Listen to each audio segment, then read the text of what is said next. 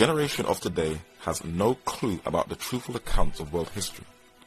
And in the United Kingdom, school libraries are robbing their children of the vital facts of the past. Books like Mosheim's Ecclesiastical History by John Lawrence Mosheim are hard to trace. Ranks' History of the Popes should be in people's private collection.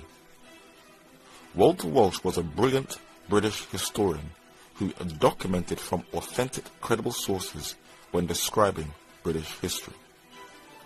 Jean-Henri Merle d'Arbonnier was a Swiss-French historian whose brilliant work on the Reformation should be in people's personal private collection also.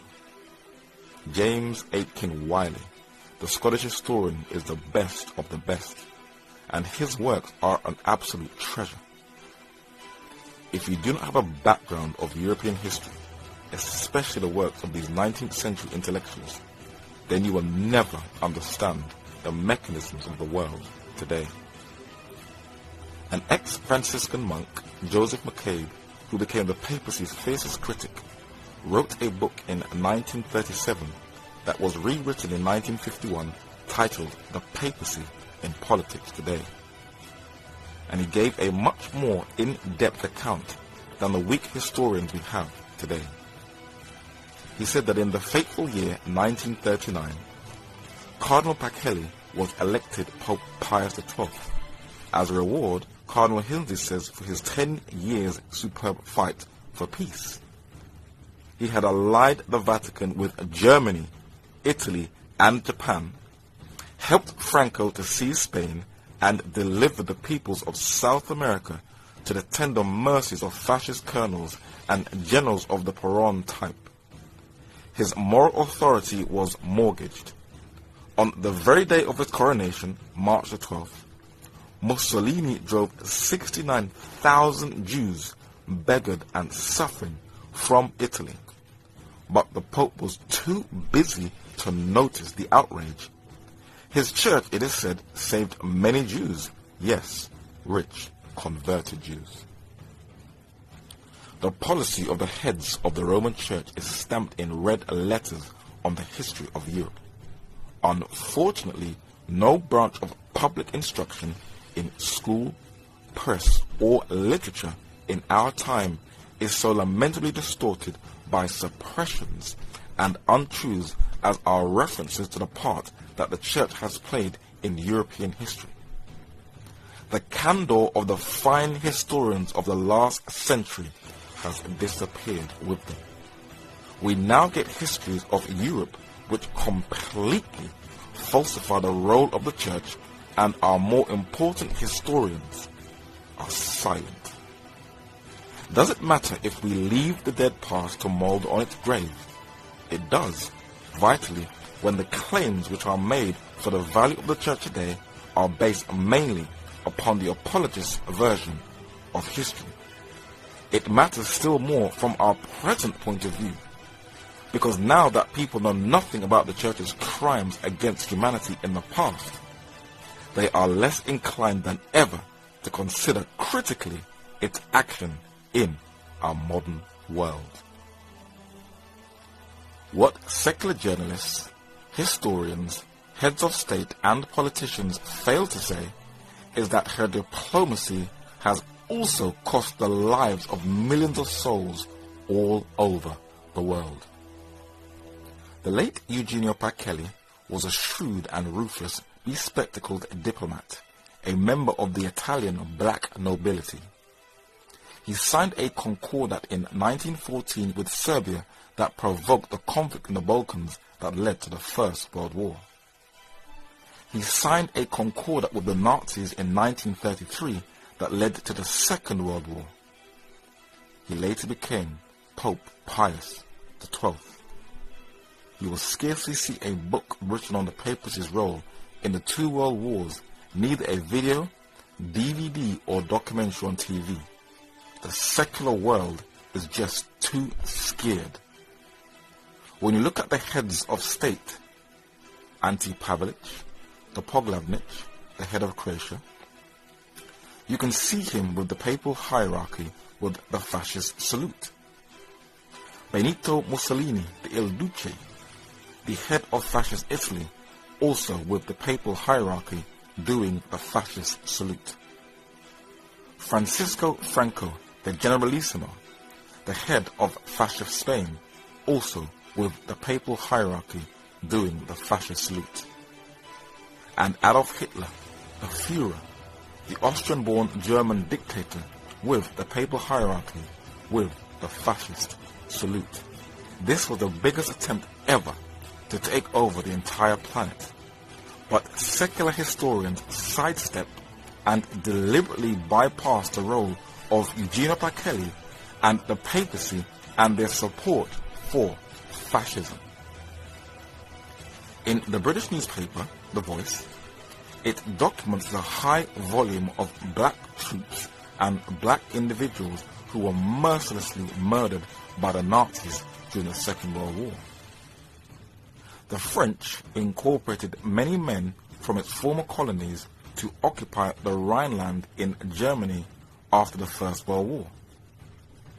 The Nazis put this propaganda poster out during the war to show the inferiority of France's army, Frankreich's Schuld, or France's responsibility. And a German engraver did coins that flamed racial hostility during the war, when African soldiers occupied Germany. But who was the instigator behind that racial hostility?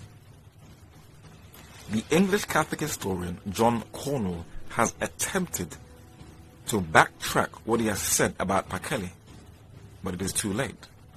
For in his book titled Hitler's Pope, with access to the Vatican's secret archives, he documents that Eugenio Pacelli and the papal hierarchy were the biggest instigators of that lie that German women were being raped by black soldiers. He said that as early as April 1920, responding to a request of German bishops and lay petitioners, Pacelli had informed Gaspari that France's black troops were routinely raping German women and children in the Rhineland, and that the influence of the Holy See should be employed to bring pressure on the French government to remove these soldiers forthwith. In a reply to Gaspari on January the 16th, the French ambassador to the Holy See vigorously dismissed Pacelli's and Bertram's allegations, describing them as odious propaganda inspired by Berlin. During the pontificate of Joseph Ratzinger, aka Pope Benedict XVI, many questioned if he collaborated with the Nazis when a youth. But many, especially in the Jewish community, were angry when he endorsed a bishop who had Nazi sympathies. But people still just can't see. 2014 and also 2013 has seen quite a number of World War II films. But historians are either ignorant of the papacy's role, or if they do get access to material, they won't use it for fear of not getting funding by high-profile studios. Kostra Gavras, the Greek-French filmmaker and the current president of the Cinémathèque Française, made a film titled Amen, showing the papacy's role in the Second World War, for he is renowned for covering controversial political issues. Most people tiptoe around this issue, but this director braved it up to a point. The British newspaper, the Daily Mail, did an interesting review on the film that has some interesting points.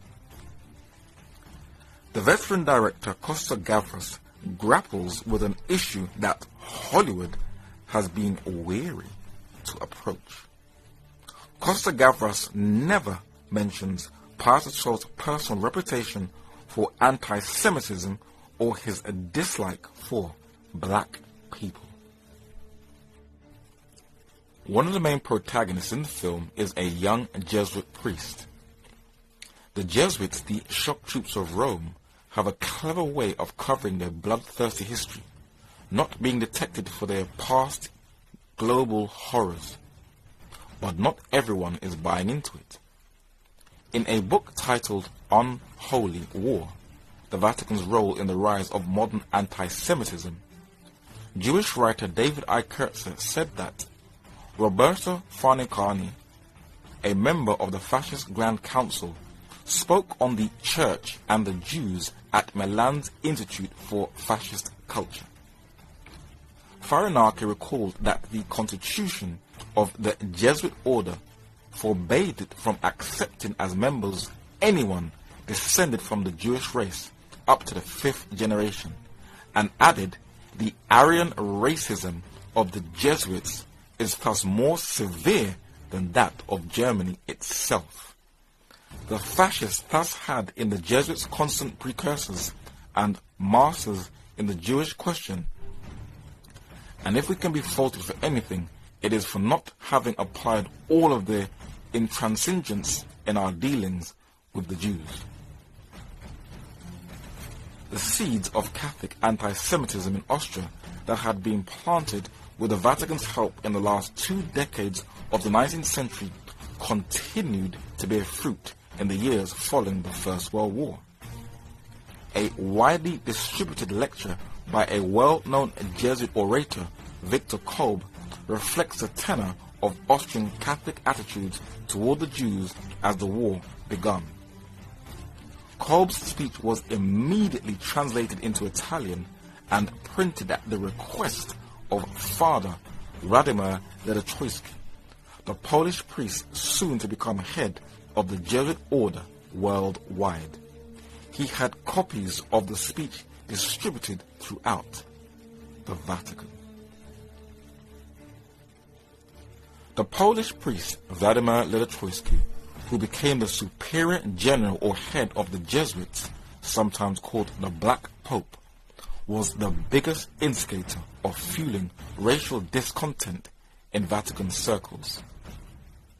He could definitely pass as Count Dracula. He just looks very dark.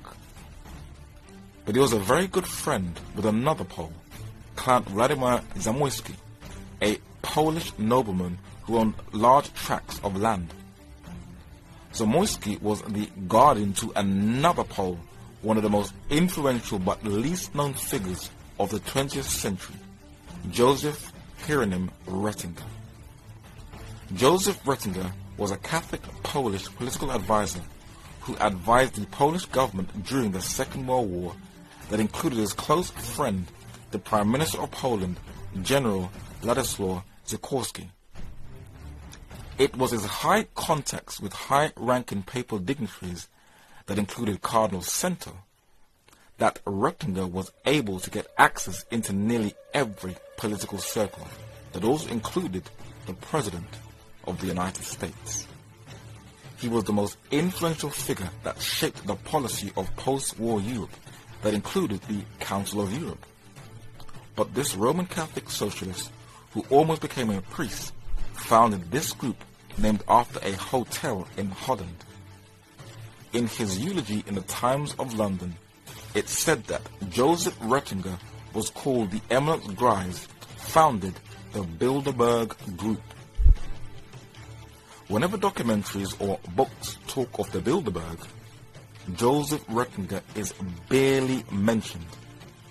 He seems to be airbrushed out of history, where his grave is plain and quiet in a cemetery in West London. But how did Joseph Ratzinger describe his upbringing and his early connections to Rome? These are his own words in his own memoirs. In 1924, wrote Ratzinger, I became imbued with the idea of the unity of Europe.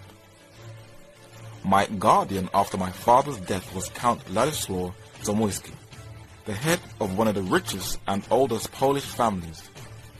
Zamoyski was brought up by his mother, one of Poland's great ladies, a pillar of Catholicism and of the patriotic tradition. Through Zamoyski, I met some of the most distinguished Catholic clergymen in France, of whom I remember best Monseigneur Bourriard, at that time a rector of the Catholic University of Paris, and later a cardinal, a round, rosy-cheeked, smiling, venerable prelate, an honest man an eminent scholar and a famous historian.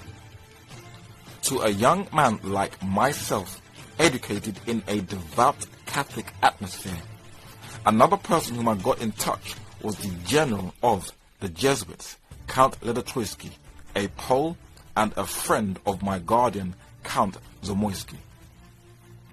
Rettinger's personal biographer said that the approach to the Vatican was a more difficult proposition. Fortunately, Rettinger found that there was a man who could help.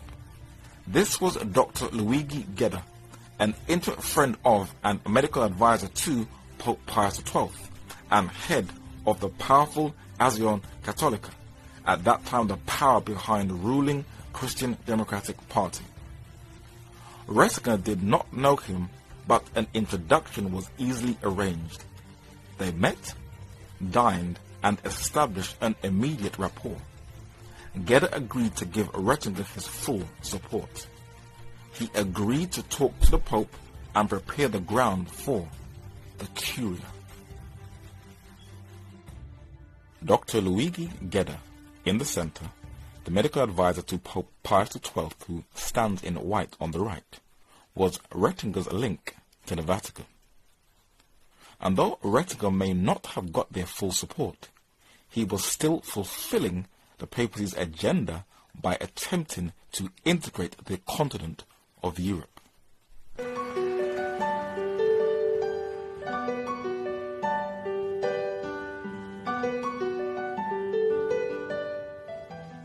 Agli uomini e alle donne mafiosi,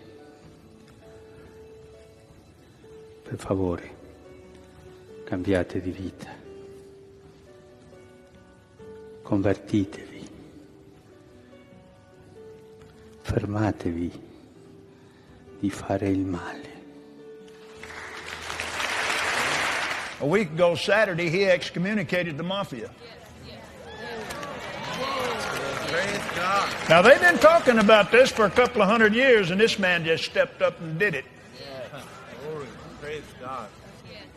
Whoa. What Kenneth Copeland and Pope Francis I failed to tell us is that men like Charles Lucky Luciano, the Sicilian-born American crime mobster responsible for the early flow of heroin and heroin addicts in the United States, and Sam Giancana, one of the famous mafia crime bosses, was, as his family confirms in his biography titled Double Cross, like all mafia families from its inception, connected to the Vatican, where he did business with Michele Sindona, the Jesuit-educated Italian economic wizard and financial advisor to the Vatican, who was himself financed by the enormous profits of the film series that glamorized the Vatican Mafia Alliance.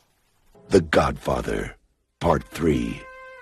The ultimate story of family. Don Corleone. The Corleone family. Partners with the Pope. They may cry blasphemy. This is business.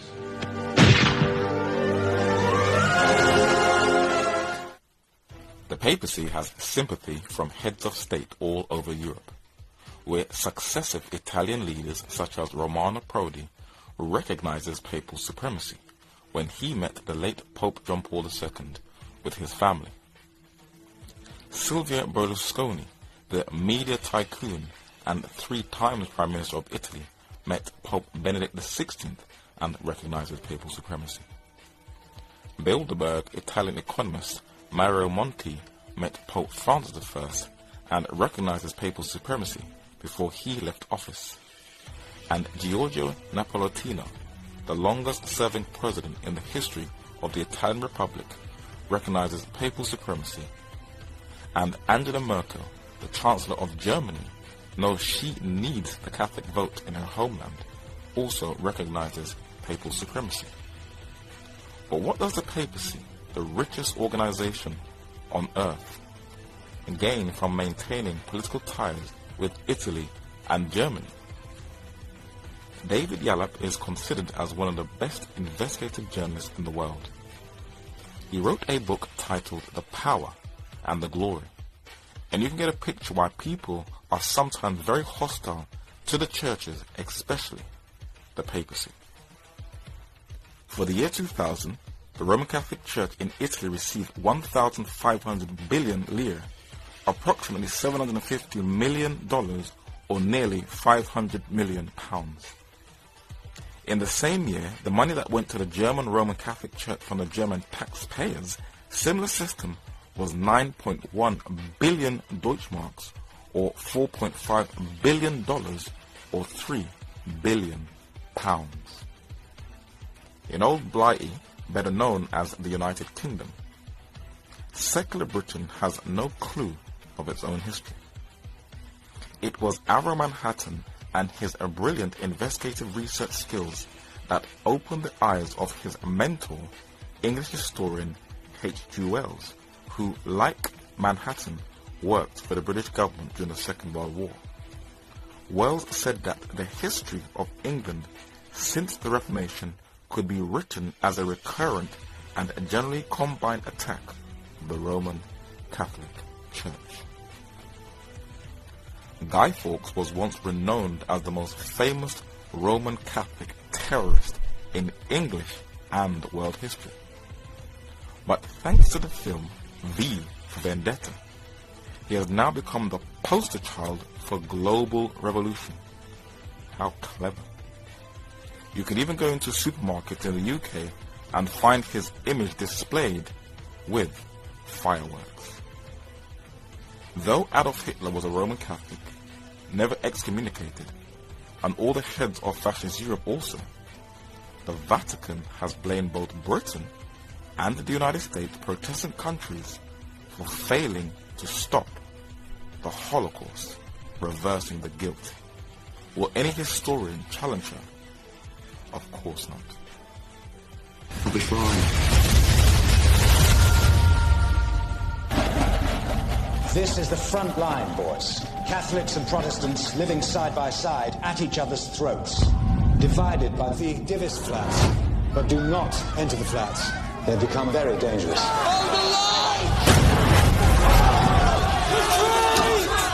The troubles in Ireland between the English and the Irish were horrific. But every now and then, an article will come out that shows that the Roman Catholic clergy were not only stirring the conflict, but instrumental in assisting the IRA in setting off bombs. Will she be challenged? Of course not. When Pope Benedict XVI came to Britain in September 2010, though the media downplayed it, for they protected his image, the British public were enraged. For in the midst of an economic crisis, when people were struggling to make ends meet, and foreign troops are on foreign soil in 2 wars, the British government paid for his trip, where his visit will last for 4 days and will cost up to £20 million, of which £12 million will be paid by British taxpayers. The British Catholic newspaper even confirmed that British foreign aid money to help the poor around the world was used to finance Benedict XVI's trip. The First Kingdom, the papacy, is just having a field day with these so-called secular governments. But let us now turn our attention to France, considered as the most secular state in Europe. When Francois Hollande, the President of France, visited Pope Francis I in the Vatican, the body language alone shows that there is a definite hostility, which is totally different from France's early days with the papacy. When the Frankish king Clovis was baptized in 508 AD, France became the first kingdom to convert and give allegiance to the papacy and the Pope of Rome, becoming its eldest child. But what made it turn on the papacy that led to that bloody revolution? Why did this child rebel from its mother? And what were the different religious, political and social mechanisms that led to a revolution that not only affected France, but the entire world? Well, we need to dig up the archives. From the 11th century AD, France burned out any trace of apostolic Christianity so there was no trace of it. But then she took it to a whole new level. When the film The Kingdom of Heaven was released, the Vatican and her secular slaves condemned it, calling it a marketing tool for Al-Qaeda and the late Osama bin Laden. Though you can't expect pinpoint historical accuracy from the sensationalism of Hollywood, it basically saw that the Crusades was a merciless bloodbath. But what European nation stayed its course from start to finish? This Jesuit priest with a panel of Catholic apologists attempt to defend the Crusades, but give an insight into what nation led the assault. The reason that they're there is a devotional region. They're there because they want to do something that is good, because they are themselves intently sinful people. They know how much they're sinful, and they know that they need a great deal of penance to pay for those sins. These are professional warriors. They live their life by the sword, and they know they have a hard row to hoe to get into heaven. Yeah. That's what's leading them. Call, and the only person to issue a call to at that time was the Pope. So he appealed to Western Europe. And the Pope Urban II, to them, it was the Franks mainly who went on this crusade. And again, so folks understand, the Franks are the barbarian tribe that invaded Gaul, the Roman province of Gaul. Well, they were barbarian before Christians, before they became Christian. Like everybody else down there. Yes, indeed. They were all barbarians, you know.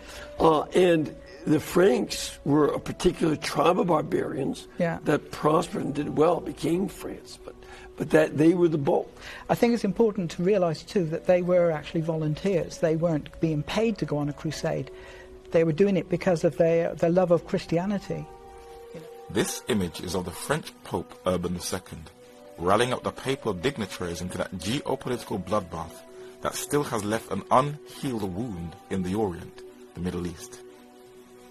Philip Schaff was a Swiss-born, German-educated Protestant theologian who taught in the United States and left a volume of well-researched works. In his History of the Christian Church, Volume 5, we get a verification of that papal panel discussion. He said that the Crusaders sought the living among the dead. They mistook the visible for the invisible, confused the terrestrial and the celestial of Jerusalem, and returned disillusioned. They learned in Jerusalem, or after ages have learned through them, that Christ is not there, that he is risen and ascended into heaven, where he sits at the head of a spiritual kingdom. The Crusades failed in three respects. The Holy Land was not won. The advance of Islam was not permanently checked. The schism between the East and the West was not healed. These were the primary objects of the Crusades. The Crusades began and ended in France. The French element was the ruling factor, from Urban II, who was a native of Châtillon near Reims, and Peter of Amiens to St. Louis. The contemporary accounts of the Crusades were for the most part written by Frenchmen. Goubert of Nugent and other chronicles regard them as especially the work of their countrymen.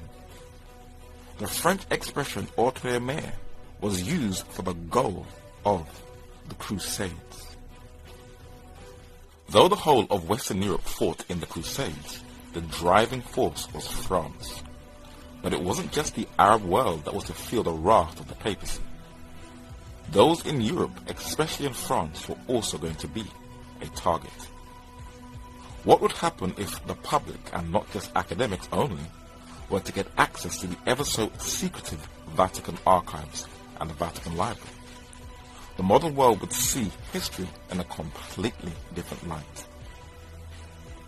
H.G. Wells, unlike modern-day papal apologists who defend the papacy, said that the Crusades were the direct work of the Church. His young protege, Avro Manhattan, knew that Christians that practiced primitive apostolic Christianity were a target. He said that in the Dark and Middle Ages, whoever dared to think independently of Catholicism was mercilessly silenced by Catholic sword and fire. but that didn't stop people. John Foxe was a 16th century English chronicler and historian. He collated extracts from 223 authentic documents that comprised of decrees, decretals, extravagants, pontificals, papal bulls, private manuscripts, episcopal registers, and state documents, to compile acts and monuments, better known as Foxe's Book of Martyrs, and he documented one of France's early reforms. Peter Waldo was a native of Lyons in France. He was a very rich merchant who sold all of his riches and wealth for the spreading of the gospel and for producing Bibles.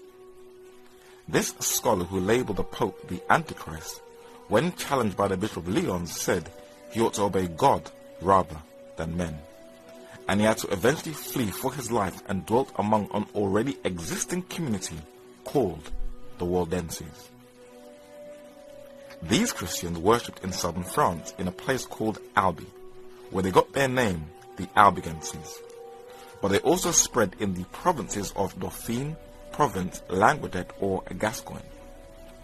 Carcassonne was a well-fortified city with a beautiful landscape and snow-capped mountains in the background.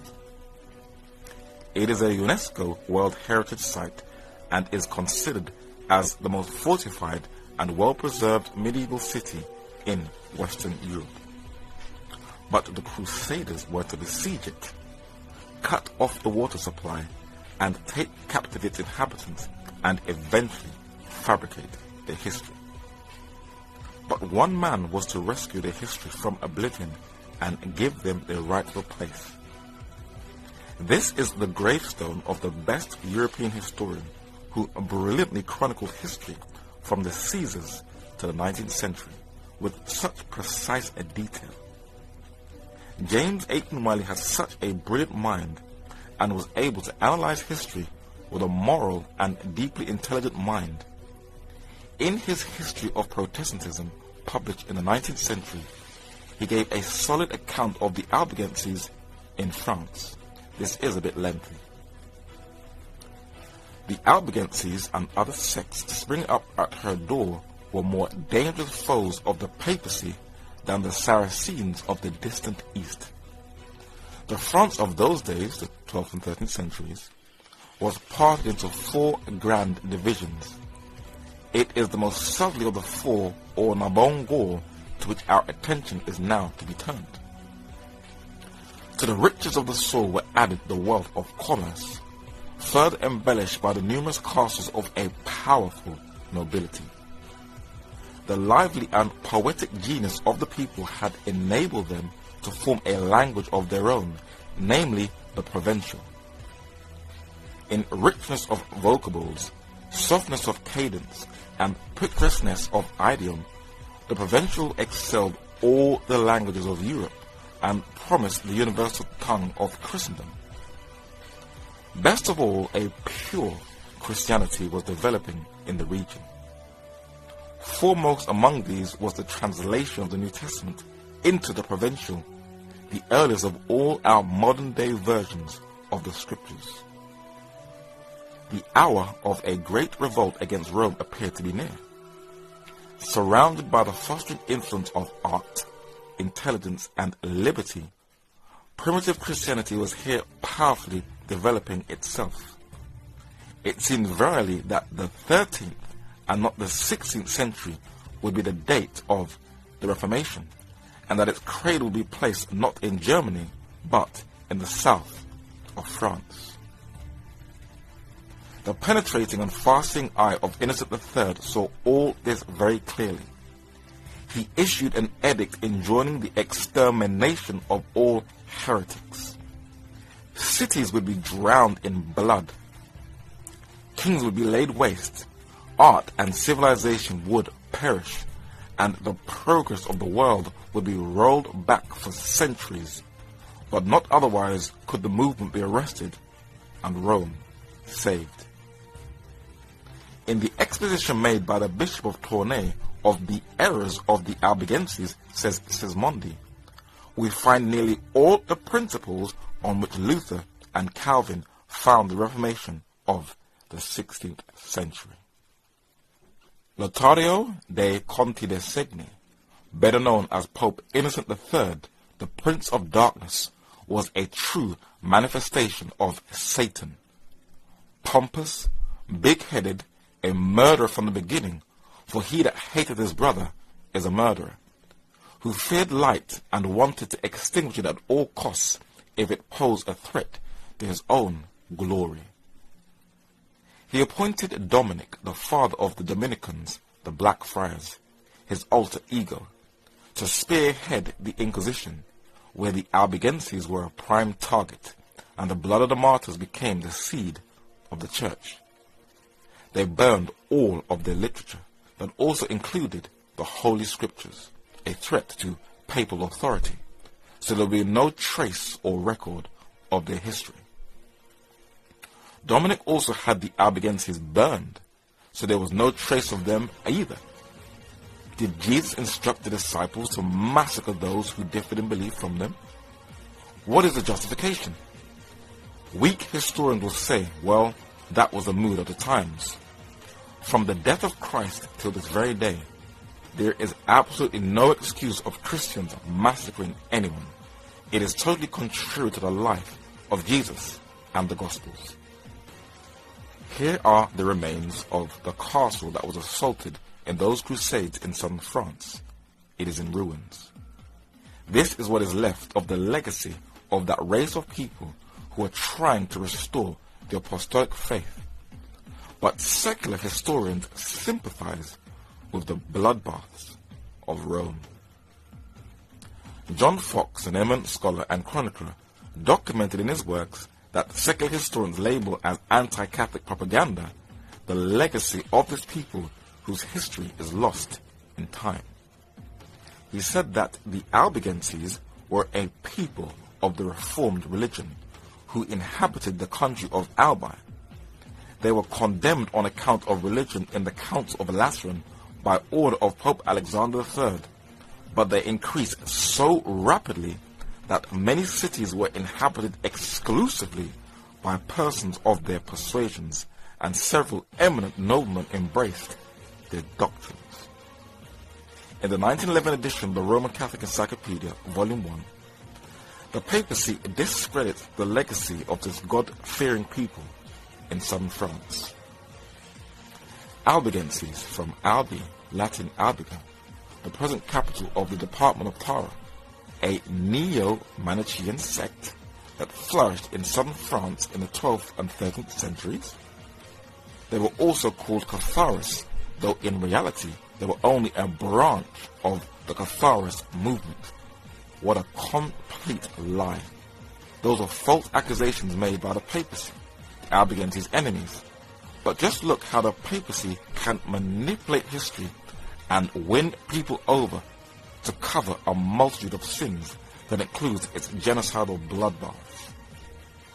In the most exhaustive study and research book on secret societies titled Occult Theocracy, published in 1930, the author, Edith Starr Miller, also known as Lady Queensborough, though a Christian, she embraced not the reformers John Fox's account of the Albigenses, but the false account of the Catholic Church.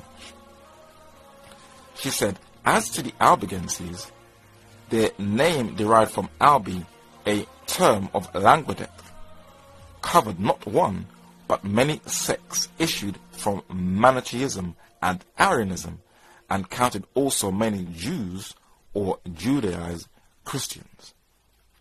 Under the appellation of Albigenses, historians, that is false ones, whether political or religious, have almost unanimously included Cathars. This is so false and unfair, but it should give you a picture of how the papacy can murder, massacre, and annihilate men, women, and children, distort their history, and have weak historians sympathize with her. Let us quote one more source, the 1973 edition of the Encyclopedia Britannica, Volume 1. It reads, Albigenses.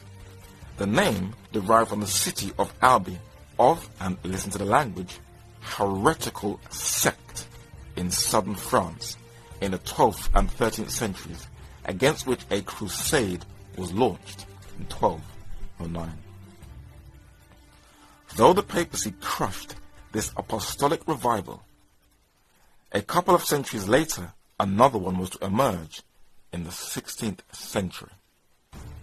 France, unbeknownst to many, had one of the greatest impacts on the Reformation through one of its finest intellects. The history of the Huguenots, the name given to French Protestants, are recorded in these books. This monument, known as the Reformation Wall, or the International Monument to the Reformation, in Geneva, Switzerland, has in the center John Calvin and his protege Theodore Beza, two Frenchmen. It was constructed in the grounds of the University of Geneva, which was founded by John Calvin. John Calvin was the most influential of all the reformers and the most successful, having more influence in the English-speaking world than in his native France. His theology, based upon a thorough knowledge of the scriptures, a "thus saith the Lord," was biblical rather than ritualistic or scholastic. When the Puritans left Plymouth in England in 1620 to travel to the New World, they were all Calvinists in their thinking, their theology, and their strict, straight-cut living. And unbeknownst to the citizens of the United States, its moral fiber is based on Calvinistic theology. The Scottish reformer John Knox, known as the Thundering Scot, who is also on the Reformation Wall, was also a Calvinist in his strict theology. In England, though William Tyndale's Bible was the fulcrum on which to balance the entire English Reformation, as two authors put it, Oliver Cromwell, the Lord Protector, who briefly made England a Commonwealth Republic, was a staunch Calvinist. John Milton, Cromwell's Secretary of State and famous poet, was also a Calvinist. And in Bunhill Fields, in the city of London, is a grave of another 17th century Englishman who was temporarily jailed for his faith, John Bunyan, the author of the famous Pilgrim's Progress, another Calvinist.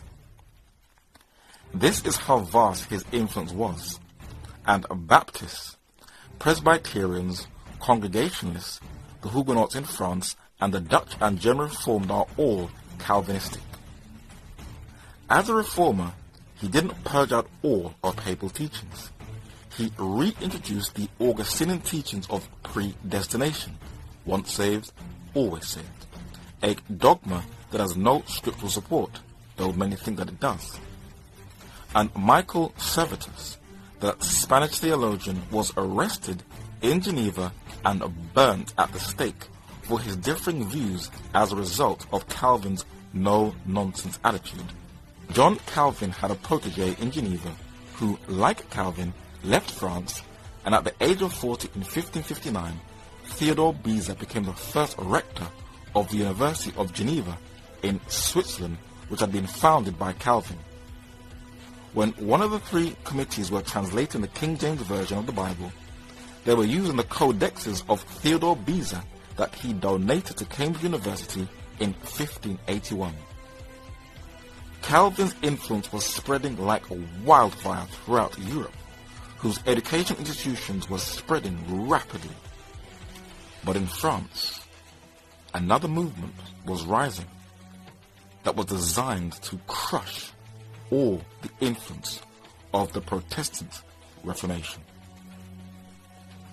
In the University of Paris, also known as La Sorbonne, a Spanish nobleman and former soldier was gathering together a number of men to form a new order to save the papacy of being a past relic.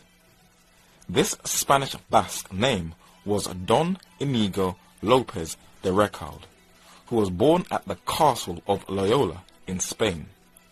He is better known as Ignatius de Loyola.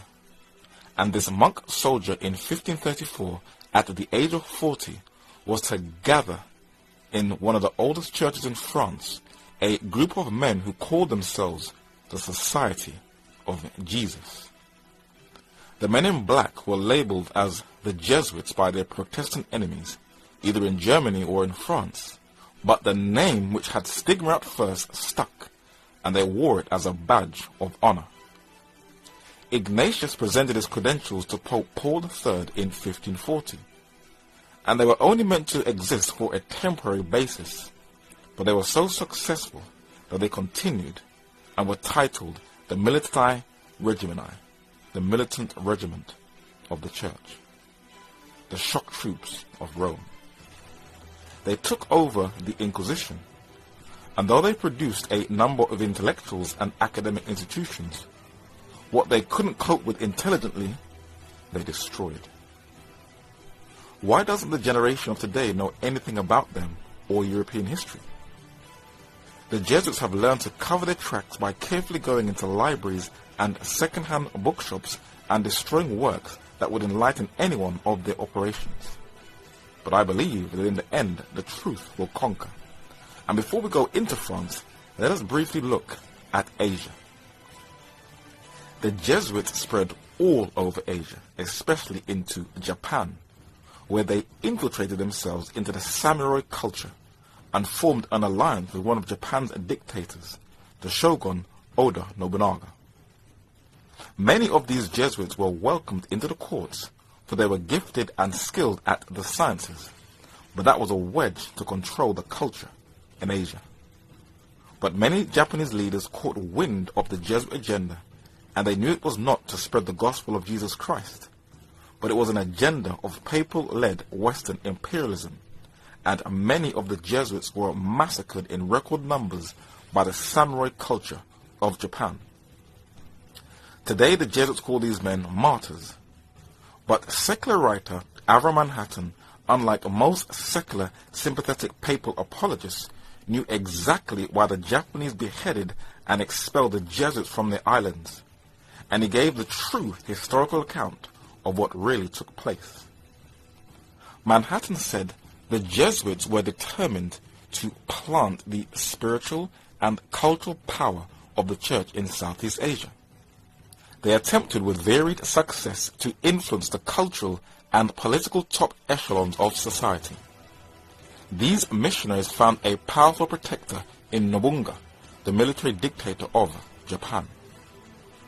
Japanese civil rulers began to realize that the Catholic Church was not only a religion, but a political power intimately connected with the imperialist expansion of Catholic countries like Portugal, Spain, and other Western nations. Whenever Japanese Catholics formed a majority, the Buddhists and members of other local faiths suffered. Not only were they boycotted, but their temples were closed, and when not destroyed, were seized and converted into churches. In 1587, Hideyoshi visited Kyushu, and to his astonishment found that the Catholic community had carried out the most appalling religious persecution. Everywhere he saw the ruins of Buddhist temples and broken Buddhist idols. The Catholics, in fact, had forcibly attempted to make the whole island of Kyushu totally Catholic. But the Italian Catholic director, Martin Scorsese, has been working on a project for 10 years, a film called Silence, that portrays the Jesuits as martyrs in Japan, due for release in November 2015, and it will star Liam Neeson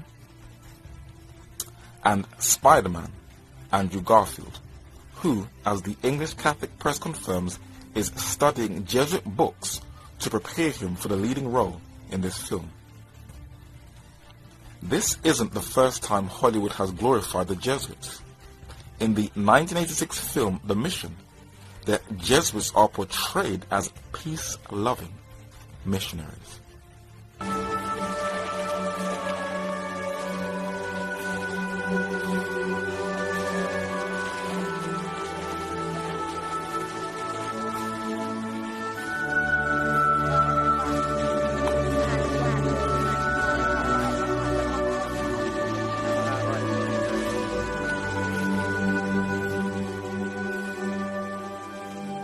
with an orchestra, the Jesuits could have subdued the whole continent. So it was that the Indians of the Guarani were brought finally to account to the everlasting mercy of God and to the short-lived mercy of man. Let us now go back to France so we can get a clearer picture of what led to the build-up of that provoked 18th century revolution in France. Edmond Paris was a French historical philosopher born in Paris into a Roman Catholic family who studied at the University of Paris, the Sorbonne, but he observed history and current events with a balanced eye and dug deeper than other intellectuals. King Henry III of France, known for his large gold earrings, was a moderate who avoided any wars at all costs, who was sympathetic to the Protestant Huguenots in France. He was murdered by a Jesuit assassin, a young Dominican monk, Jacques Clement, because of his alliance with his cousin, Henry of Navarre, the leader of the Huguenots. Henry Navarre, who later became King Henry IV of France, was baptized a Catholic but raised a Protestant. He was very sympathetic to the Protestants having religious liberty in France, and this plaque shows the Edict of Nantes of 1598, which was a decree that gave liberty to the Protestants in France and allowed them to worship freely. The Jesuits were not impressed with Henry's leniency towards the Protestants, and after 2 failed assassination attempts, a Jesuit assassin, Francois Rabelais, who Wikipedia cleverly calls a Catholic fanatic, committed regicide and killed him. And Edmond Paris records that he confessed that he had been inspired by the writings of 2 Spanish Jesuits, Francisco Suarez on the left and Juan de Mariana on the right, who both taught that the murder of heretic tyrants was justified if they conflicted with papal interests.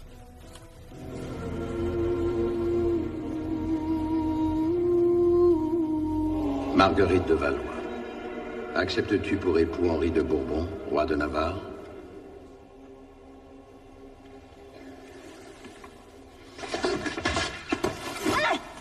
Au nom du Père, au nom du Fils et au nom de la Sainte Église, je vous déclare mari et femme.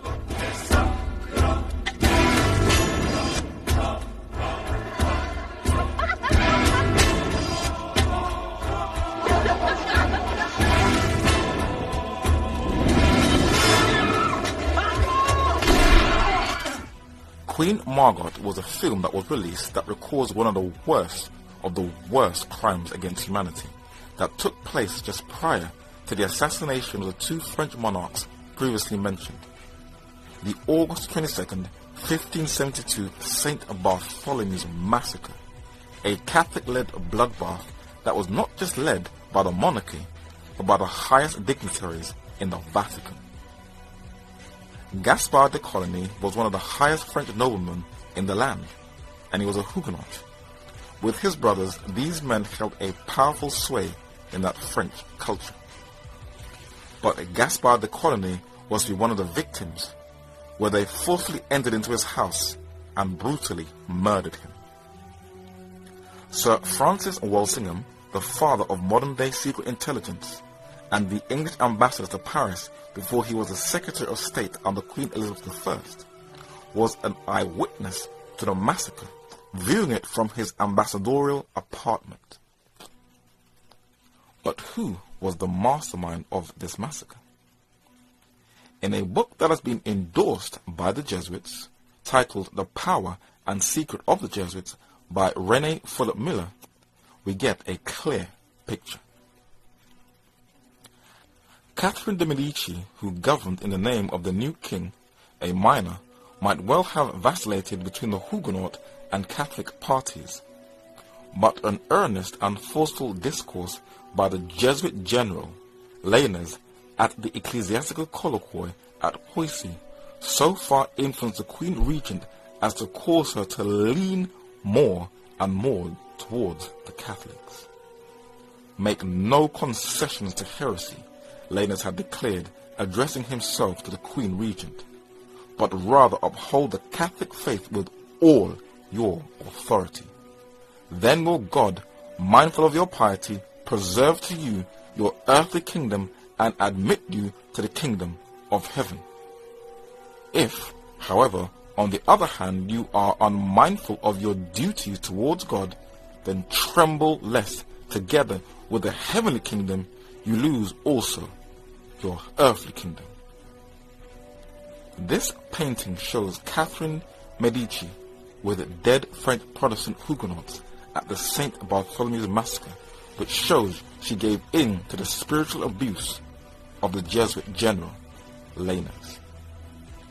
Historians delete the Black Pope's Diego Lainez's role in the St. Bartholomew's Massacre, and the White Pope, Gregory XIII, struck a medal in commemoration of that Roman Catholic bloodbath in France.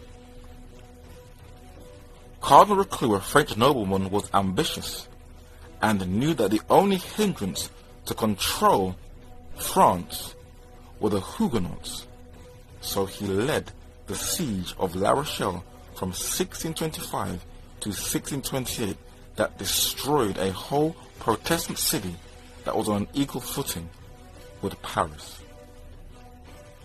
King Louis XIV, the Sun King, led the last and final assault against the Huguenots in France. On the advice of his Jesuit confessor, Friar Lachaise, to ethnically cleanse the Huguenots, he intimidated them by using the dragonnades to enforce them to be Catholics, face persecution, or flee. Louis XIV struck medals in commemoration of this bloodbath, and many Huguenots fled for their life throughout Europe and even into the United States of America. With the greatest traders and industrialists expelled from the country, and with poor peasants and an absolute power invested into the monarchy, the groundwork was now ripe for that bloody revolution in France. France, the oldest child of the papacy who dominated the Crusades and ethnically cleansed the Albigenses and the Calvinistic Huguenots, was to turn on its mother, the First Kingdom. What goes around, comes around. At the beginning of the study, it was shown that the papacy was prophetically called the Great City. This region in Western Europe is called the 10 Horns or Kingdoms in Daniel chapter 7 verses 7 and 20, and Revelation chapter 13 and verse 1, and chapter 17 and verse 3. Sir Isaac Newton, whose exhaustive studies on the mysteries of life that not only included science but also included Bible prophecy, verifies this. I have now enumerated the 10 kingdoms into which the Western Empire became divided at its first break-in, that is, at the time of Romans besieged and taken by the Goths. Some of these kingdoms at length fell, and new ones arose, but whatever was their number afterwards, they are still called the 10 kings from their first number. One of these 10 kingdoms was going to revolt, and the French Revolution is prophesied in the 11th chapter of the book of Revelation, and we shall just touch on a portion of it and see that over 100 years leading up to the revolution, godly men who drank heavily from the fountain of the Holy Scriptures foresaw the revolt in Northern Europe. Revelation chapter 11 and verse 13 says, "At the same hour was there a great earthquake, and the 10th part of the city fell, and in the earthquake were slain of men 7,000, and the remnant were affrighted and gave glory to the God of heaven." The language of the King James Bible can be sometimes quite difficult for the modern mind to take in. But in a summary, the 10th part of the city, or one of the 10 kingdoms, was to revolt against the papacy, that great city, where thousands were to be slain or slaughtered. In the works of Thomas Goodwin, This Bible scholar, who lived from 1600 to 1680 AD, foresaw that this was talking about a revolution in France. What he records is fascinating. By the earthquake here, which is said to be a great one, is meant, as still in the book it is, a great concussion or shaking of states, politic or ecclesiastical, for of either or of both it is used. The effect of this earthquake and fall of this 10th part of the city is the killing 7,000 of the names of men. So it is in the original. Now, which of these 10 kingdoms, or of the 10 states in Europe, and what 10th part thereof shall first have this great privilege?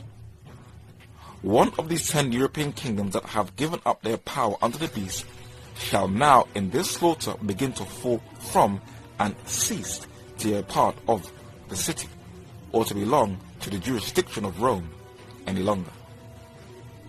The saints and churches belonging unto the kingdom of France, God hath made a wonder unto me, have ever since had as great a share in persecutions, greater than any other churches. Very interesting. Robert Fleming Jr. was a Scottish Presbyterian minister who lived from around 1660 to 1716. He also did a lecture in 1701 for warning of the revolution in France from studying Bible prophecy. Among the French Huguenots, they were not just industrialists and traders, but they were also students of Bible prophecy. And Pierre Giraud, a French Huguenot Protestant, also knew from reading Revelation chapter 11 that a revolution was to strike his native France. He said, "Now what is this 10th part of the city which shall fall? In my opinion, we cannot doubt that it is France.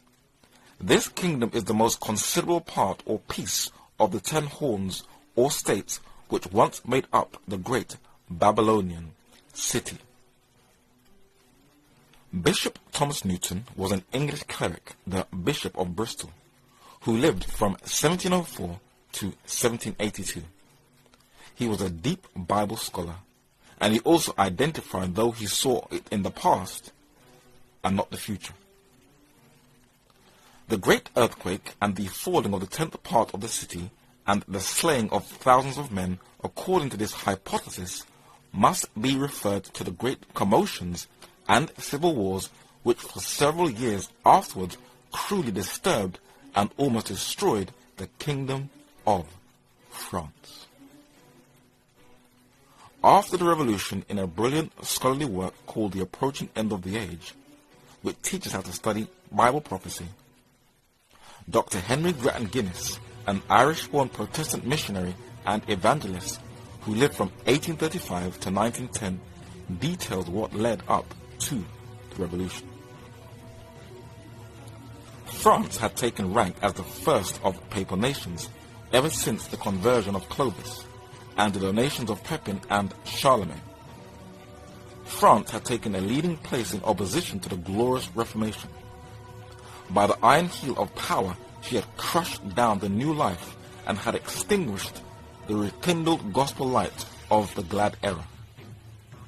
In the massacre of St. Bartholomew, she had all but extirpated Protestantism, and by the revocation of the Edict of Nantes, she had banished from her shores her surviving Huguenot subjects.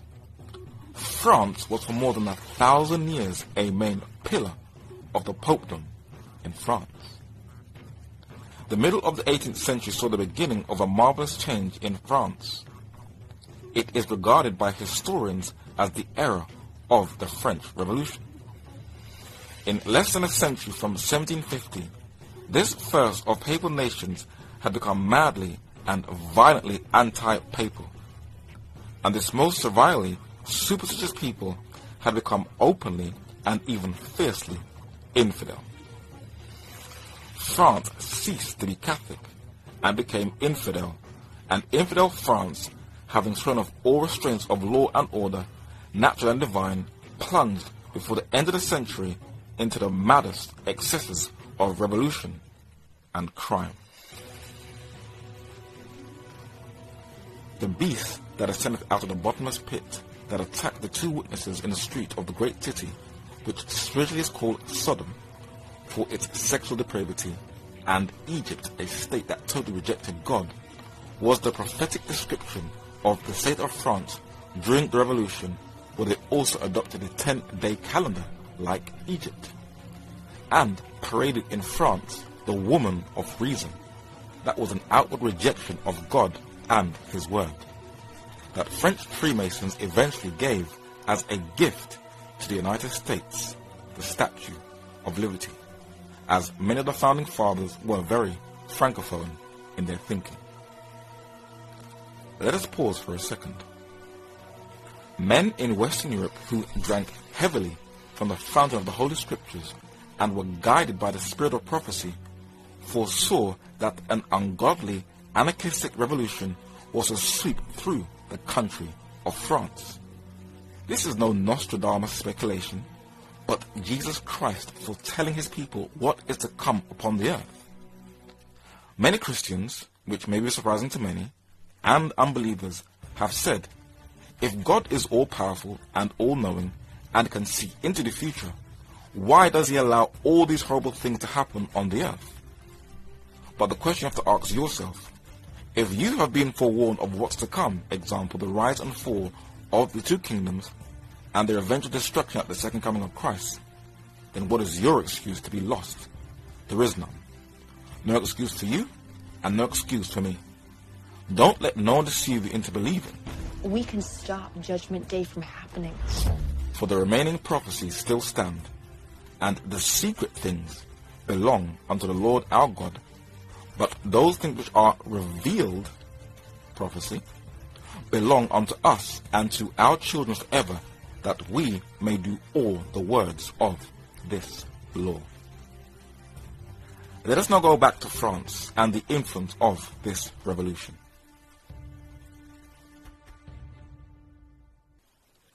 Napoleon Bonaparte, though a Corsican, rode on the wind of the French Revolution, and unbeknownst to himself was fulfilling Bible prophecy, striking a deadly wound to the papacy. One of his top men, Chief of Staff or Major General Louis Alexander Berthier, marched into Rome, arrested the Pope, and stripped him of his fisherman's ring and his temporal power, and what goes around comes around, or the prophetic description of the papacy's humility is, he that leadeth into captivity shall go into captivity. He that killeth with the sword must be killed with the sword. Here is the patience and the faith of the saints. Pope Pius VI died in captivity in 1799 to prophetic precision, and guess where? In France, the oldest and the most faithful child of the papacy.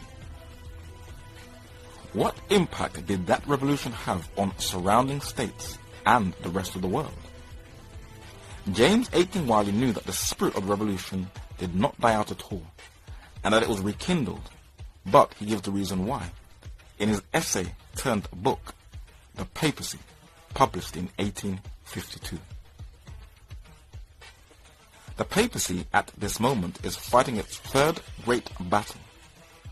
Its third great war is that which is now waging with an atheistic communism, which has risen contemporaneously and with extraordinary intensity and power, and in all the Catholic countries of Europe.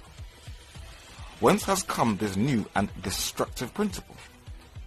It is the natural issue of the bondage in which the human mind has so long been retained, of the violence done to reason and faith. For superstition is the parent of atheism. The national mind in France long struggled to find vent through means of Christianity. This was denied it. It next sought liberty in skepticism, which speedily terminated in atheism. With French infidelity came French democracy. The democratic element entered the world with Christianity, and revived again in the Reformation of John Calvin. There is this difference, however, that whereas the doctrine of Calvin would have given true liberty, constitutional government to Europe, the doctrine of Voltaire gave it an anarchy which baptized itself in blood. Skepticism, engendered thus from superstition, has overspread Europe and set free the masses from all divine control and, by necessary consequence, from all earthly authority. The brood of revolution which now torment Europe is the progeny of Rome. The popular vengeance was directed full against the priesthood in the First French Revolution, because the priesthood had been thoroughly identified with the government. The late revolution has produced a reaction among the upper classes in favor of the church. The French Revolution, after Napoleon had extinguished it in blood, as all men believed, has returned from its tomb refreshed by its sleep of half a century to do battle with the dynasties and hierarchies of Europe. The revolution swept through the continent of Europe, but it was the philosophies of the beast that ascended out of the bottomless pit which will impact Western culture till this day.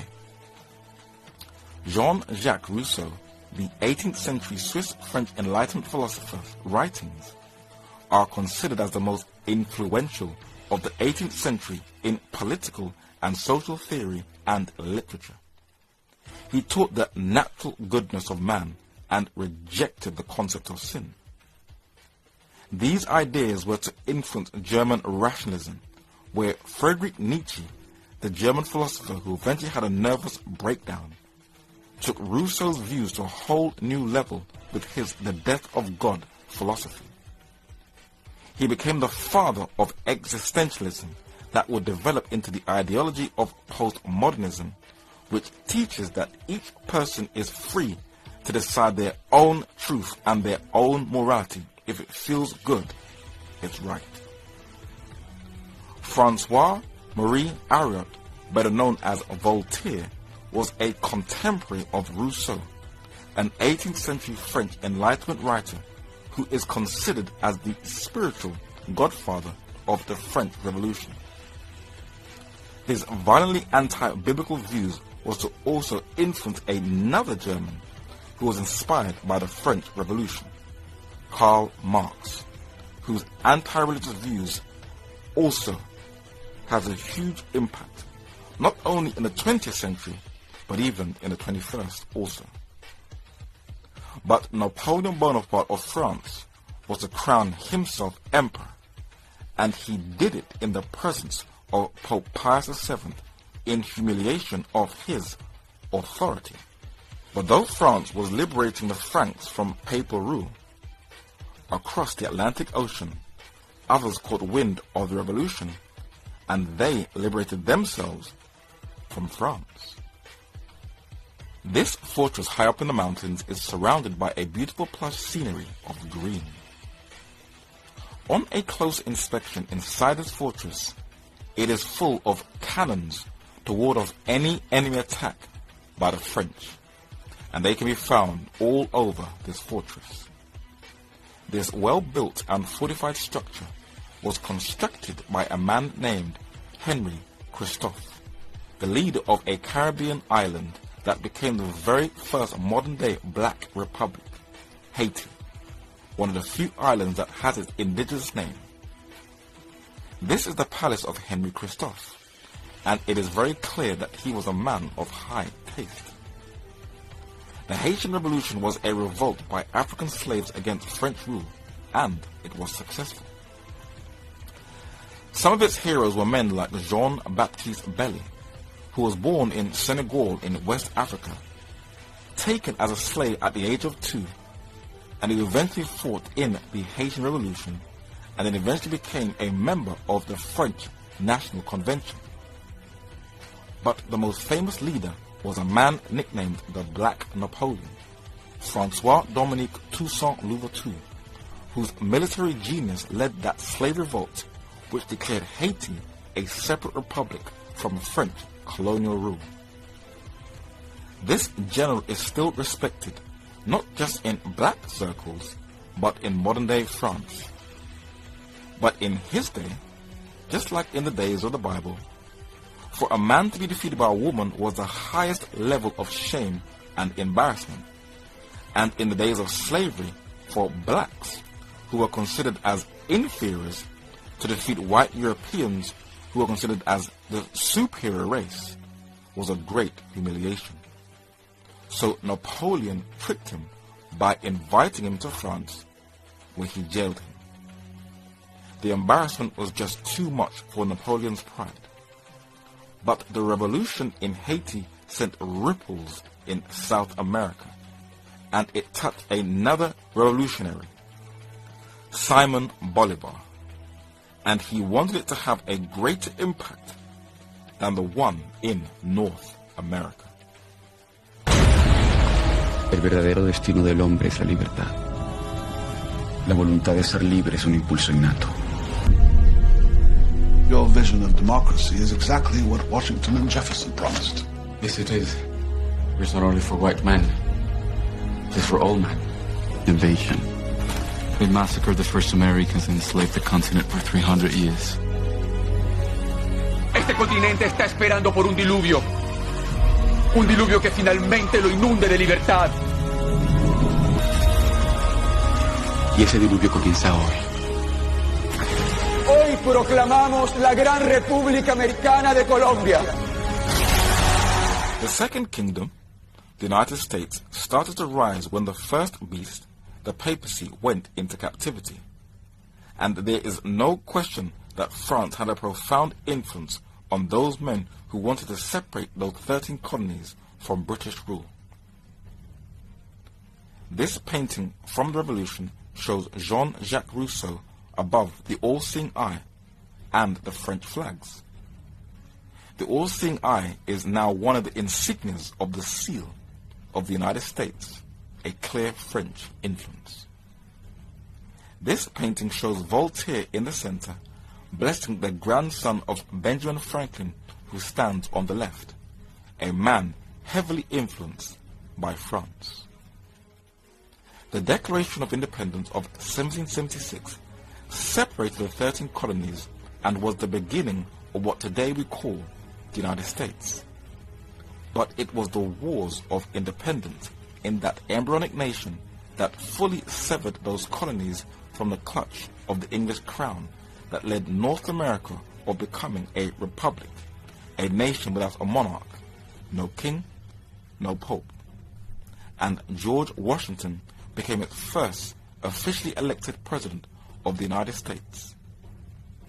But from looking at modern-day video games, an extension of US military propaganda, we can get a clear picture of what the United States is planning to do: conquer the entire earth.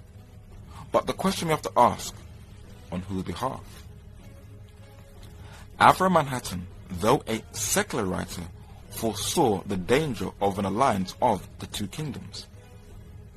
He wrote a book that was so solid it was rejected by 55 publishers in both the United States and Great Britain, but became a #1 bestseller that went into 47 editions.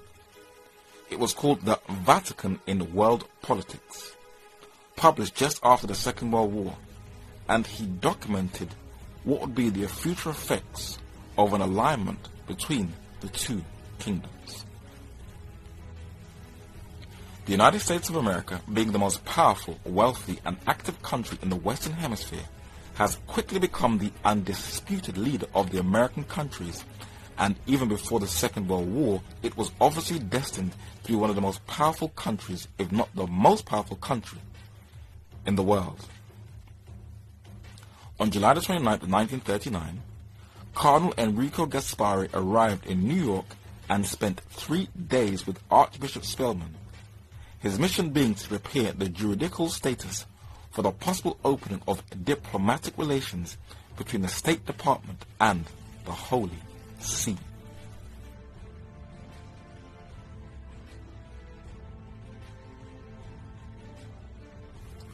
on the day the United States of America has an ambassador to the Vatican will be entitled to have a representative in Washington who will officially address the President on behalf not only of Vatican City, an independent miniature state, but of the Roman Catholic citizens of the United States, and furthermore on behalf of the 400 million Roman Catholics all over the world. Today it is in its billions. What would this mean? That the Constitution of the United States of America would crumble to the ground, and that the separation of the state from the church would be gone forever. How much of such pressure will the fast disintegrating Protestant churches stand? For how long would the Constitution be left unaltered and the separation of church and state be allowed to remain one of the fundamental pillars of the United States? What then should happen to American principles of liberty of conscience, of the individual, of religion, and all those other aspects of freedom that are now an integral part of American life? Avram Manhattan also saw that the man who provoked the First and Second World War, Eugene Kelly, who later became Pope Pius XII, formed an unholy alliance with John Foster Dulles, the U.S. Secretary of State, that led to the Cold War. And this cozy relationship of the two kingdoms will eventually lead to the worst levels of global draconianism in the history of man, according to Revelation chapter 13, verses 12 to 17. And in order for the United States to fulfill her prophetic destiny, she has to unwind the foundation of her liberties. Elihu Vedder was an American symbolist painter. He painted a picture that represented the American government in 1896 that is situated in the lobby in the main reading room in the Library of Congress in Washington, D.C. And in the center it reads, "A government of the people, by the people, for the people. Democracy." Opposite Parliament Square in London, England, is a statue of President Abraham Lincoln. He is credited with coining that phrase, but it was not his words. These are the words of the evangelical doctor, the 14th century Oxford scholar, and the morning star of the Reformation, whose introduction or prologue to his Bible said, "The Bible is the government of the people, by the people, and for the people," which shows that the foundation of modern day liberties is the Bible and its restoration at the Reformation. This has been confirmed in the British newspaper and even in British politics in controversial political circles. Government of the people, by the people, for the people, said Abraham Lincoln famously at Gettysburg. Those were not his words. Those were the words of that greatest of Englishmen, John Wycliffe, translator of the Bible. Wycliffe's words were a precursor to an extraordinary transformation, change in technology that redefined the relationship between the governing and the governed. So too in our own time. Whether you sit astride a mass of power in Westminster or in banking, in Whitehall or in Brussels, Wycliffe's words will become ever more insistent. Unbeknownst to most people, the final and intense battle on earth will be over being obedient to the word of God or to the word of man. The choice is yours. So as I always encourage you, please study, research, investigate. That is the only way you'll have a clear understanding of events which are taking place in the world and in line with Bible prophecy. Until then, be prepared for the last study of the two kingdoms.